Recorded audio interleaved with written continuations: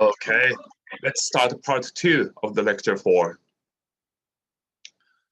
Last week in lecture 3, we learned that we should examine all the data. But after that, we should focus on the most relevant data. From these data, you will get the fact.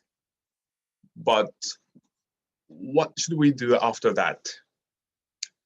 We should go on to the discussion part. Okay, this is the topic for this part. Right, we are going to talk about discussing findings. And we will learn how to discuss findings. In the first section, we'll be looking at the basics. We'll learn things about facts, findings, and implications. Let's look at this figure. We're going to think about the structure of the argument. By examining some data, you get fact 1 and 2. They are regarded as your result 1 and 2. However, this is not the goal of your paper. You need to reach your original findings by using these data. So, what should we do? In the second step, you should compare these results. You need to find out some relations among them. Such relations should be discussed as your findings. So, typically, your findings should be the result of the comparisons of the results. Okay. What are the findings? Finding means the thing that you found out from your result. This is regarded as your main point of the research paper. So we have a fact and we have a finding. And these are the different things. In research, you look for facts, of course, but in papers, you argue for finding. Arguing means to explain things. Arguing means to explain that something is true. So argue for your point or argue for your findings means that you explain that your findings are true. Okay? This is the structure of argument. But how can we get such findings? How do we make comparisons? Let's look at 2 typical ways for these comparisons. 1, getting your findings from similar results.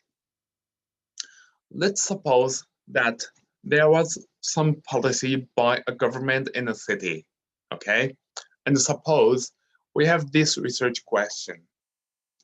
Was the city policy effective?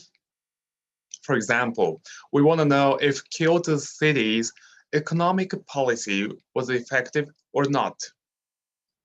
Then, suppose you searched for data and you picked up these sets of data that are showing this. After the city government spending on economy, businesses were getting more profit and citizens' households were also getting more income. Okay, I'm saying that we are supposing that you got very clear results. But they are just the data and the facts, so nothing more than that. What should we do next? By comparing these 2 results, you have to say one thing, and you will probably get this. This policy activated both businesses and households. You're kind of putting your results into one sentence. This is the finding you get, okay? Besides, Using these findings, you should go on to give your own answer to the question. The policy was effective. Okay, this is how you put your research question and the data and the facts and the findings and your answer to the research question in a very arranged order.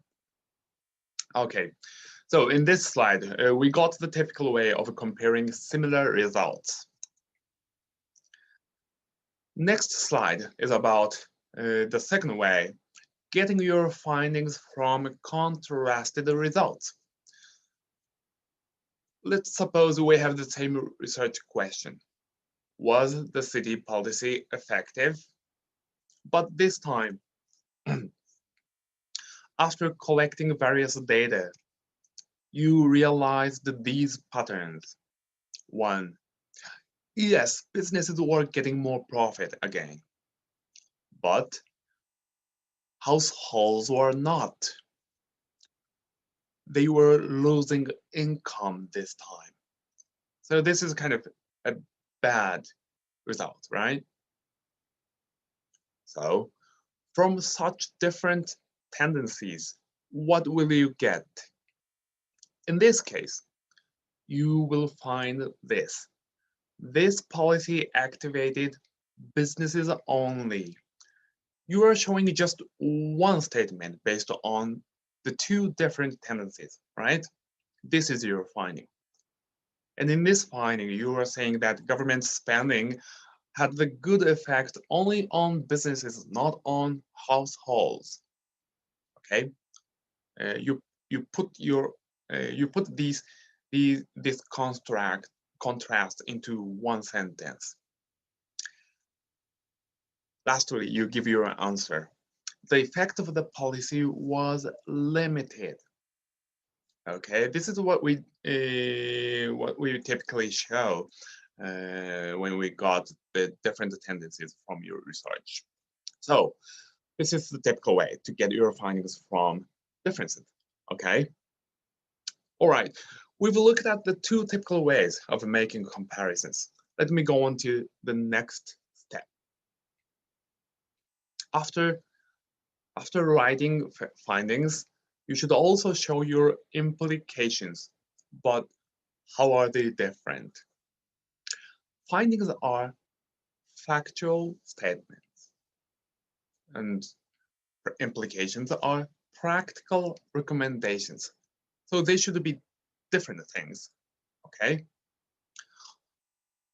Suppose you discussed actual policies as we already did in the previous slides. You discussed actual policies, and we got this finding and this finding. Then, in suggestion part, you should think of ideal or desired policies, okay? These things should be suggested. For example, this policy must be continued, or further policy should be attempted. And this policy must not be continued. This is a bad policy, so a new policy should be attempted. Okay, these are just an examples when we got the findings as are shown in the left-hand side. But anyway, we know that such a variety of proposals can be considered. So you should think and decide what you want to say in this suggestion part. This is what you need to do to show your implications of your findings. Okay. All right, we've looked at the basics about findings and implications. Did you understand how they are different from each other? You should write them both. You show your findings first and the implications next. And by showing these things, then your discussion and suggestion part is done. All right, let's look at summary of this section. 1. In research papers, you should show the facts that are gained in your study. But this is not the goal of your paper. You should discuss your findings. 2. You need to compare your results. If 2 or more results are showing similar tendencies, you should find out a common trait. On the contrary, if these results are showing different tendencies, then you should point to contrasting trait. 3. When you've finished writing findings, you should go on to write your implications, such as saying, oh, we should go and continue it, or no, we should start another policy. All right, that's all about this first section of this part. Okay. Now let's look at the examples, the papers from last year. Findings and implications should be written in discussion and suggestion part in your paper format. So I'd like to look at how the student papers wrote this part. Do you remember the topics of our 2 student papers? Let's look at how these papers wrote the discussion and the suggestion part. Let's look at let's look at these examples one by one. Example 1, water saving policy in Sydney. In actuality, I edited and changed the sentences and the phrases a little bit, but basically what I'm gonna show you from here, from now, is the thing that the students of the last year actually wrote. Let's look at title. This paper's title is this: Twofold Ruling for Water Saving in Sydney. Do you get the author's finding from this title? Probably yes. You can easily get what the author is going to tell us. It apparently shows that the 2 policy measures are used to save water in Sydney, right? This is the good title because it is showing your the student findings. So next, have a look at the result 1 and 2. The headline of result 1 is showing that authorities are enforcing water restrictions. And the headline of the result 2 is showing that the authorities are imposing penalties when people break the restrictions. Okay, a very clear result. What relations do we get? Or what relations do you think the author found out? Look at this paragraph. These results show the twofold ways to save water. With such double measures, it is likely that Sydney residents follow the results. Okay, this is the finding of the author. The author is pointing that existing policies are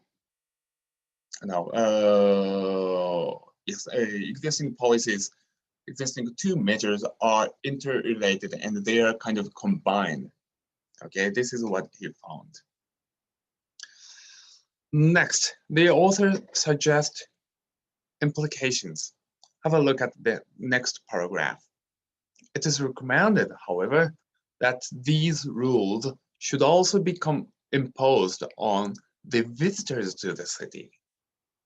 Okay, this is the suggestion of the author.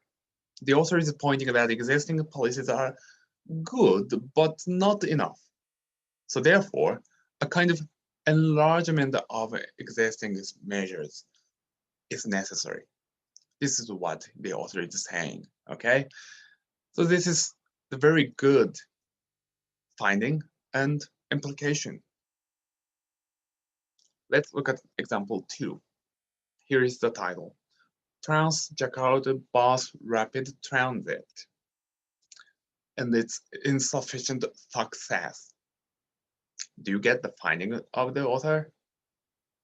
The finding of the paper is clearly reflected here. We get that the BRT system in Jakarta was successful to some extent, but not that much. So we get that the author is going to say that their success was limited. Okay, and because we get what the author is going to say, I would say this is a very good title. Okay, the results part should be the basis of this finding. Bus rapid transit systems are constructed in low cost. These systems have a limited number of buses in the corridors, and these systems are lacking speed and comfort. Then, what do you think the author got from these results? His finding was this. These results obviously show that Trans-Jakarta bus rapid transit systems have a couple of limitations. Okay, this is the finding of the author.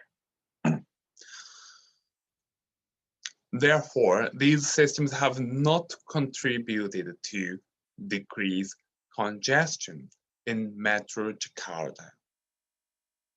Okay, the implications of this finding follows. Based on these findings, a significant improvement of the Trans-Jakarta BRT is expected. For example, the Jakarta city government should consider expansion of roads and BRT corridors. So the author is not showing findings, but also recommendations in the second paragraph, right? So they are the very good examples of writing discussions and suggestions. Did everyone get the ways how you should show this part in your paper? I think yes, everyone got how to do that. Now that everything is explained, it's your turn. Now you should go on to write your own draft of your papers. The format of the paper is like this. So, first of all, download a new file, please. Okay? And first, there are many X's, so replace all the X's out of this format without changing any layout. You shouldn't change any layout in the format. 2, this time you need to write sentences. Keep in mind that every sentence needs subject and verb. Okay? Also, you need to show you need to show figures. When I say figure, it means charts, graphs, tables, photos, illustrations, and so on. All these contents should be shown within 2 pages this time. You remember that you needed to show your outline in 1 page, right? But this time we have 2 pages, so we can write sentences and figures. And below these content parts comes works cited. We didn't have works cited last time, but this time we need it. Works cited means the information of articles, books, and figures. Okay, so in short, this is the source information of the things that you actually cited in your paper.